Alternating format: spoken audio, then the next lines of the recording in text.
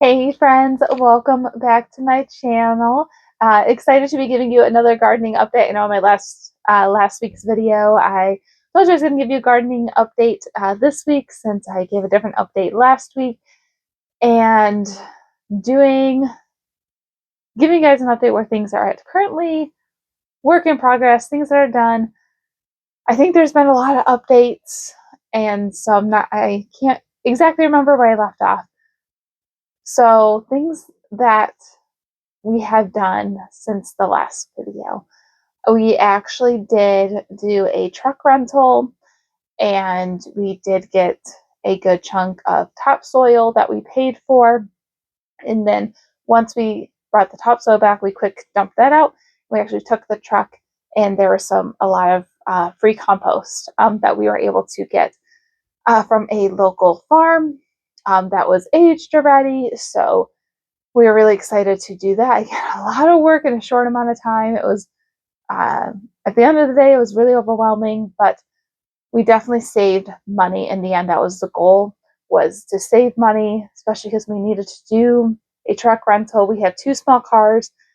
We do have some friends with trucks, but it's hard figuring out the schedules and location and figuring, just a lot more planning and logistics. So when the opportunity presented itself to get the free compost, and us also having that gap of time to be able to kind of sprint through everything and get it done in the same day, we definitely jumped on that. It was a lot of work in a short amount of time. Both kids are with us. Luckily, timing worked out where we finished breakfast, got the rental, did the topsoil.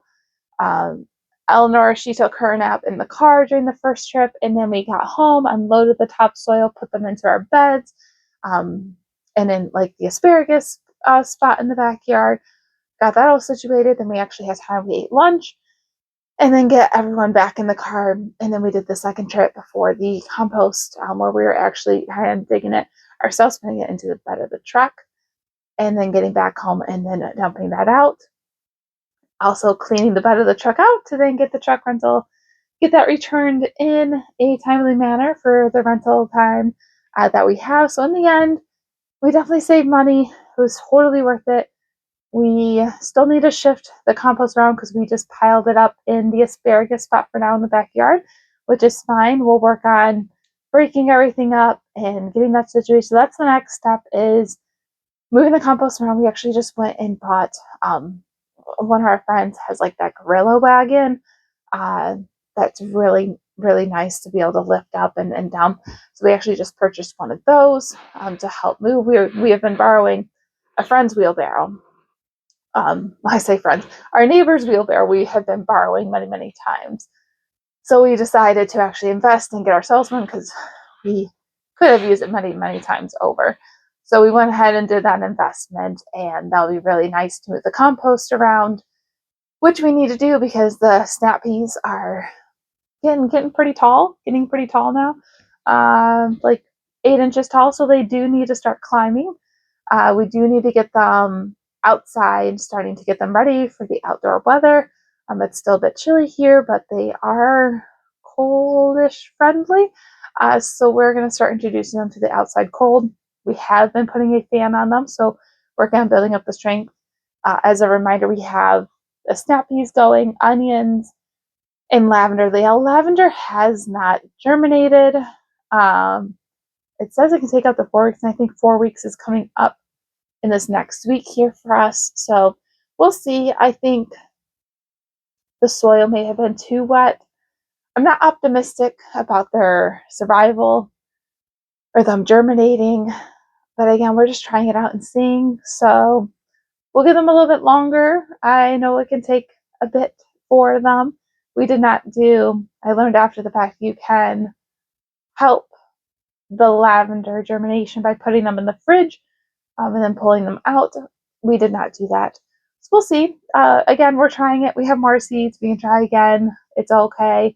But the snap peas, we have had to transplant those into larger pots just from like the seedling starters. The onions are still in like the little starters, but again, they're also starting to get pretty tall. I wouldn't say they've built up enough strength yet. They're still really getting blown over by the fan. We've been in the fan for like a week and a half. So everything takes time. I understand that. So just giving them, doing what we need to do and just being patient with the plants. So I'm going to start getting the snap peas outside. Today when we picked up the gorilla wagon, we also picked up some sticks. We have some chicken wire. So we're going to use that as our trellis for the snap peas. Just need to cut the chicken wire and kind of wrap it around the two posts that we got to stick in our bed. But before we can do that, I need to move some of the compost into that bed, add in some fertilizer, get everything mixed up, wait a couple of days to make sure that the snap peas are getting used to the cold by just doing an hour each day, getting them outside, getting them acquainted, and then hopefully actually transplant them.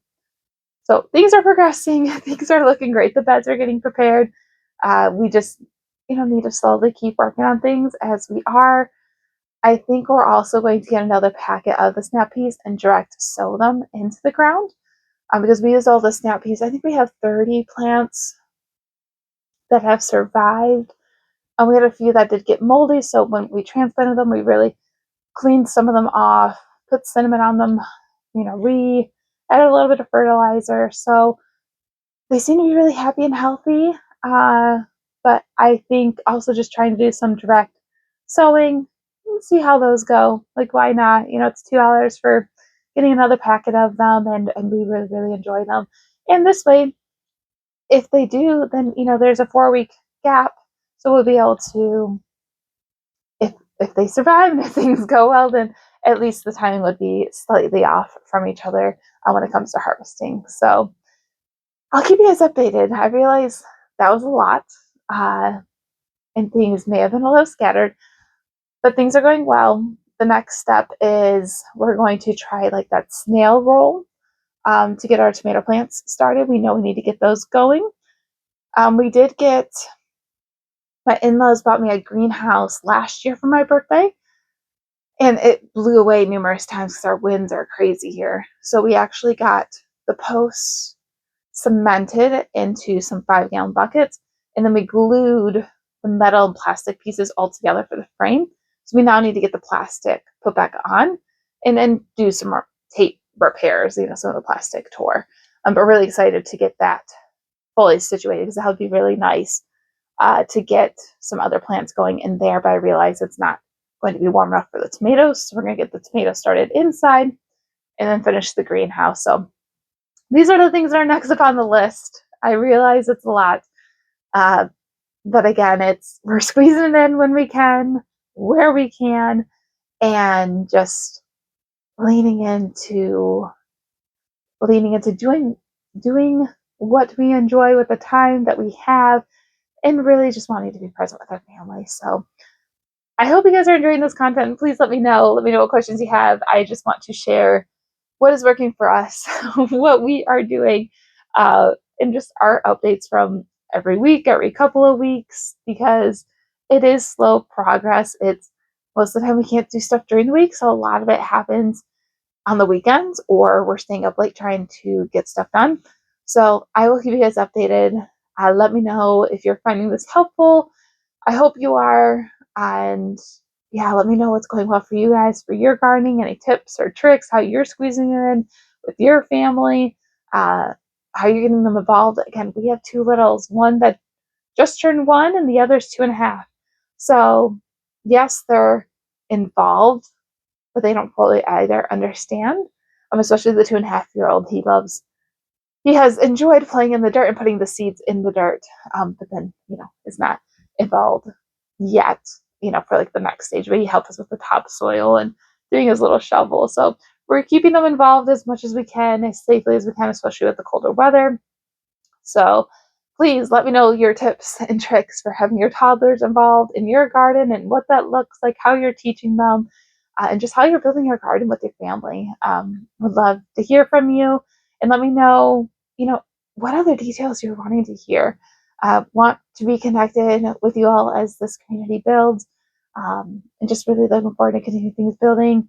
Again, I'm Megan here with Meg Top Thoughts, and I just, am here to share my thoughts, about my life and our family and our adventure and how we're building the life that we want to continue to growing into. So thank you for following along. I will see you guys next week.